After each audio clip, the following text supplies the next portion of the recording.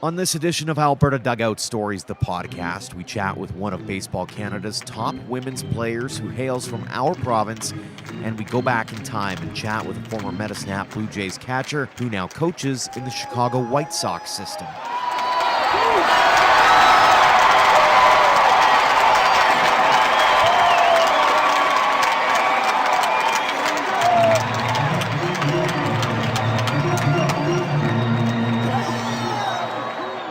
Welcome to Alberta Dugout Stories, the podcast. I am Joe McFarland. First off, a giant thank you to everyone who put in a bid in our online silent auction that we talked about in last week's episode. If you missed it, head on over to the website as we've launched extra innings.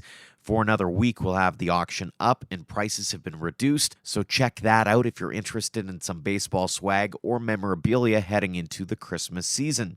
On this week's episode, we'll chat with former Metasnap Blue Jays catcher Guillermo Quiroz. But before we get to that chat, a conversation with Red Deer's Kelsey Lalor. She was one of 5 Albertans named to Baseball Canada's Women's Baseball World Cup roster, where she was named to the All-World team after great games both at the plate and in the field. She capped off the season by being named Baseball Alberta's top Women's Open Player of the Year. Oh, and she's not just a baseball phenom either. Lalor is in her 3rd year at the University of Saskatchewan, where she's playing for the Huskies basketball team. That's where we caught up with the 20-year-old. Kelsey, it's been one heck of a year for you. I guess the first thing that comes to mind is, from your standpoint, what sticks out as maybe the highlight of 2018 for you? I think the highlight of 2018 was probably when we beat the Americans in the bronze medal game in Florida. It was just a really amazing game to be a part of, and it's always really cool when you get to play them and beat them on their home soil. So, yeah, just being involved in that game was incredible. It had to have been a weird rallying moment for you guys in a sense, because you guys lost the previous game so that you were playing in the bronze instead of the gold. How do you get up for a bronze medal game, or was it pretty easy with that group? Yeah, it's pretty easy. It's always an incredible opportunity to get to play at a world championship, and when you're playing for a medal, you always want to do your country proud, and so especially going and playing the Americans, like that's never a tough one. So for you, it was one of those tournaments that was really, I don't want to call it career defining because you're only 20 years old, but at the same time, it's still, everybody talks about the catch, and you had a home run, you had a tournament to remember. What sticks out for you, or what was the key to being as good as you were for that tournament? Well, I didn't start off the tournament that great. I was 0 for 2 in my first game, but I'm talking to my coach and we just talked about just trying to stay within myself and just using my skill set for what I can do on the baseball diamond, and going out there and competing for my teammates every day. And when I go up to the plate, not trying to do too much, just staying back and swinging and getting base hits. So, talk about that catch. Loving hasn't put the ball in play tonight. She has struck out looking, walked, and been hit by a pitch. Puts this one in play, out to left center field. Sliding grab for Kelsey Lalor to win the inning. We're off to the 7th. Canada's got a 2-run lead. Yeah, it was pretty cool. It was a nice moment in the tournament for sure. Like we were right with the Aussies, and then we just pulled ahead, and so it was a very good timing on my part. Was that one, and when does it look better than it felt at the time? Because I know replay can be a little mischievous, but you seem to know where the ball was going as soon as it came off the bat. Yeah, I knew where it was. I knew it was short, and it's one of those ones where you get a good jump on it and you're thinking you can get there, but when you actually get there, it's a pretty good feeling. It's one of those things where it's the Kevin Pillar look in a sense, and you didn't have to go full vertical, but it was or horizontal, but it was still pretty impressive to watch. Needless to say, when you look back on that tournament, what sticks out for? I mean, you took part in it 2 years prior. What was the difference between those two, other than obviously the outcome at the end? Yeah, I think as a player for myself, just knowing that I'd been there before and just having that experience, I just trusted what I could do more, and I knew what I was up against this time around. And even though the level of play keeps getting bigger or getting better, and there's more players now, and the talent pools just continually gets bigger, but it's just it's a much easier feeling going in there knowing that you've been there before and what you can do, and that it's just you're playing another baseball game. So What do you take away from the fact that Alberta had quite the interesting contingent that went down there? You had a couple of rookies. You also had a couple of veterans like yourself and Nicole. What does that say about the Alberta product, and what do you think? What do you think the future has in store for the women's game here in this province in particular? It's really exciting, especially with all these young girls coming through our program. It's really cool to be able to watch them. Most of them are younger than me, so I saw them when they were little, and now seeing them grow and getting to play with them is definitely a really cool feeling. But that group we have of younger girls, it's such a strong group, and there's a lot of them, so it's really awesome to see that the game is also growing and that it's becoming a lot more competitive too. So the future of women's baseball in province of Alberta is looking pretty bright right now. We've got a lot of really talented young players, and there's a whole bunch more coming up through our provincial system too. So, is it weird to be thought of as sort of an inspiration or a hero to some of these younger gals who, like I said, you're pretty young yourself still. You're still going through university. Yeah. It's definitely a really cool feeling to know that, especially like when I get to play with them, even then, that I'm someone that they can look up to and someone that they can come to if they're struggling or anything like that, just because they know I've been there. But it's a pretty cool feeling when the younger girls in the province and you go work with them. We have a whole bunch of girls' day in baseball all over, and when we go and work with them, and they're just so excited to see that there's a future for themselves in the game of baseball. It's also pretty inspirational for me that they're that excited about everything. So yeah, the future of women's baseball is looking good for us right now. What does it mean to you to be named the best open women's player in Alberta as you were a couple of weekends ago? It's a huge honor. I mean, I play with there's some incredible players on that team. Luch, Nicole Chansky, she's huge. She's been such an incredible teammate to me, and just to be able to play with her and see how much time and dedication she puts in has really had a big impact on my game. And even some of the younger girls, like they're making big waves on the national stage. So it's a huge honor, and it was just a great year for us overall. So to rally with that group of girls and just to have an incredible group of teammates just makes playing all the more fun. What's the key for you to be able to not only play baseball at a high level like you do, but also playing basketball in university? How do you manage to kind of keep your skill set strong in both sports and be able to manage the time and everything else that's involved with being a student as well? Yeah, it definitely gets tough at times. I'm pretty lucky in the fact that the competition seasons don't overlap, so that's huge for me to be able to play both. But it's definitely sometimes off season. I mean, I would like to be able to put more time into baseball when I'm here in Saskatchewan in the off season, and I'd love to be able to put more time into basketball when I'm home in the summer. But I try to do as much as I can to get work in every day for both sports. So it gives me something to do. It keeps me busy. But yeah, it can definitely be a challenge at times. So. Has that been something that you've always done, even when you were a little kid, was played multiple sports, or is this something that you've just sort of picked up along the way? No, I've always been playing lots of sports. It's something I really enjoy. My parents got me involved when I was young, and then I've just kind of stuck with it ever since. But yeah, being a multi-sport athlete has been a huge part of my growth and development, not only on the athletic side of things, but also as a person. Just having that diverse skill set is really important. Why do you think you caught on to that aspect of it? Because I was talking to Madison Willen about it earlier on in the summer, and she's the same kind of thing where she's playing multiple sports, and she said she was lucky because she was an only child, so her parents were able to kind of take her to every practice imaginable and that kind of thing. And I'm wondering, from your standpoint, how has that all come to be, and why is that so important in your mind?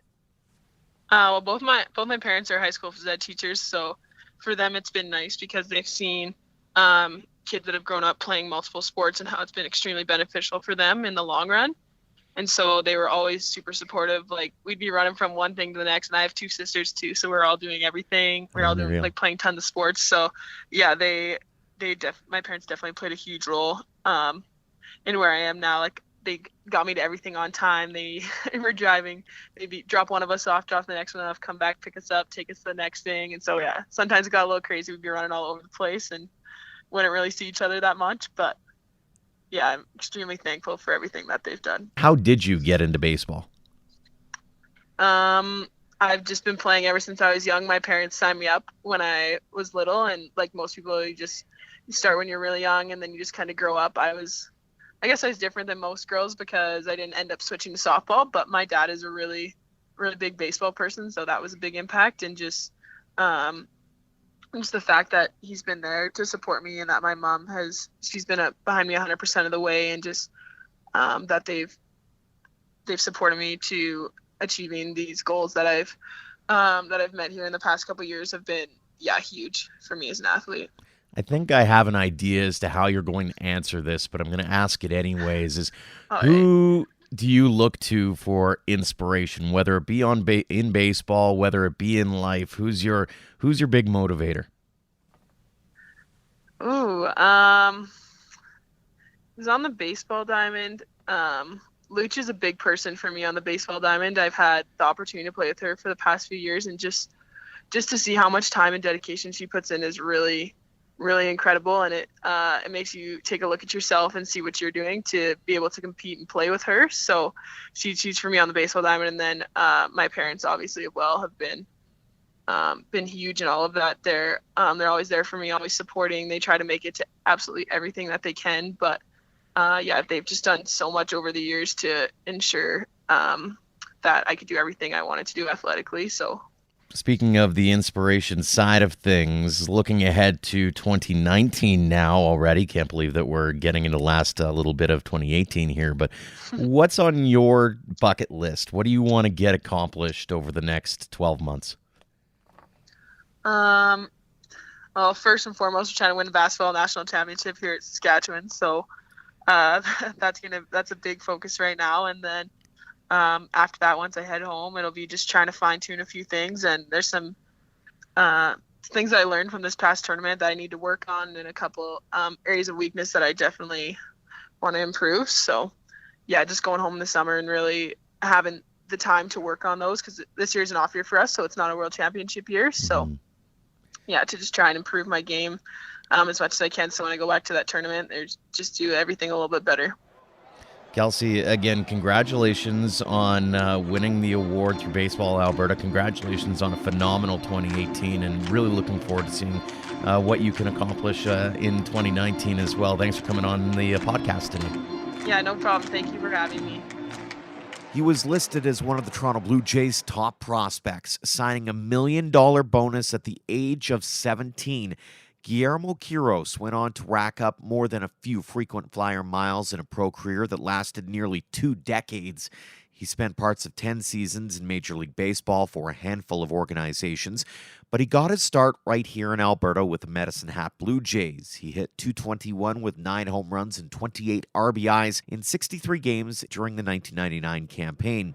This past season, the Venezuelan was a coach for the Winston-Salem Dash under manager and former Calgary Cannon star Omar Vizquel.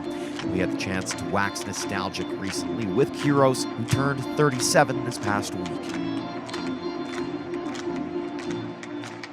Guillermo, thanks so much for doing this. When you first came to Medicine Hat, I'm wondering, was that the first time you had ever been to Canada? Yeah, my first time in Canada, for sure. I didn't know what to expect. I was already feeling the effects of being away from my family for a little bit, because I stayed in an extended sprint for that after spring training. And I was staying with one of my buddies at a hotel room, Gustavo Chassin. He played with me as well in Medicine Hat. So, we kind of found comfort, just me and him staying together and talking a lot. He's from the same city that I'm from in Venezuela. And we also got to spend some time playing together in some Little League tournaments in Venezuela as well. So, I had a friend by my side. One of the upsides was that when I signed my contract, we were able to get a ticket for my family so they could come visit me when I was there, and that was a plus that just kept my hopes up. Give me some of your favorite memories, maybe, of, I know it's a short year and it kind of flies by as your first season in pro ball, but anything kind of stick out for you? Yeah. I loved the way we went out to the field every day. Everybody was just sprinting, hungry for baseball. Our manager's name was Paul Elliott. He was from Australia. And to be honest with you, man, I didn't even stir half. I didn't even understand half of what he said to me at the time, because he had that heavy Australian accent, and I was just learning my English. Even though I took classes before I got to the States to start playing, it was hard for me to do it. But we used to love, after batting practice, we just sat outside the clubhouse, and they used to sell hot dogs and burgers there. And I don't know, for some reason those burgers tasted really, really good at the field. It's that Alberta beef, let me tell you. Yeah, man. Talk a little bit about sort of the experience of going through that, because obviously it's your first season in pro ball, and it kind of becomes that melting pot. You mentioned, your managers from Australia. It's a little bit of everything, and it had to have taught you a lot about baseball, sort of on a world stage as you went up the pro ranks. Well, we were kids, and as kids, you go out there and you have fun. That's the most important thing.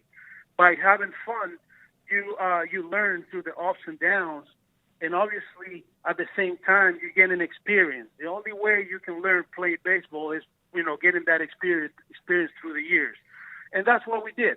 Even though we didn't understand much of what Paul said, we had a Puerto Rican coach helping out with our team for the purpose of translating for us as well. But his name was George. George, he was always, joking around and stuff, and I don't think he understood half either. So, we were just trying to have fun with it, and we were just learning, by experience. Obviously, George will help us out whenever something happened during the game.